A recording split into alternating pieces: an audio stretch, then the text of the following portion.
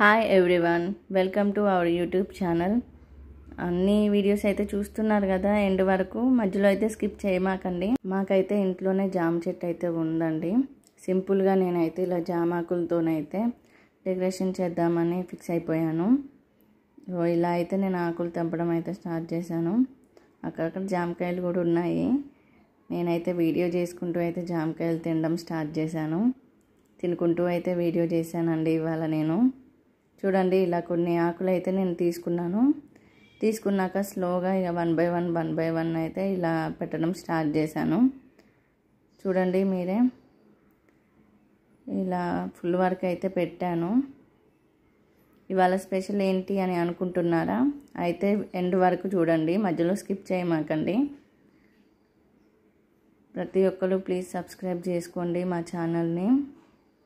Only ఇలా జామ చెట్టు ఆకులతోనైతే పైన అయితే ఇలా సింపుల్గా డెకరేషన్ చేయడం జరిగిందండి. చూడండి మీరే, ఇలా అయితే చేశాను నేను పైన. అండ్ చిన్నగా ఇలా ఒక్కొక్క ఆకైతే ఇలా పెట్టడం స్టార్ట్ చేశాను. చివరి వరకు అయితే అలానే పెట్టాను. సింపుల్గా ఉన్న కూడా లుక్ అయితే బాగా వచ్చిందండి. తర్వాతకి అయితే నేను కొన్ని మల్లె చెట్టు ఆకులు అయితే తీసుకున్నాను. చిన్నగా ఉన్నాయి కదా, అలా 5 అనే నెంబర్ వచ్చేలాగా చూసుకుంటూ పెట్టడం జరిగింది. చూడండి ఇక్కడ మీరే, 5 అని ఎందుకని అనుకుంటున్నారా? అయితే చివరి వరకు చూడండి వీడియోని.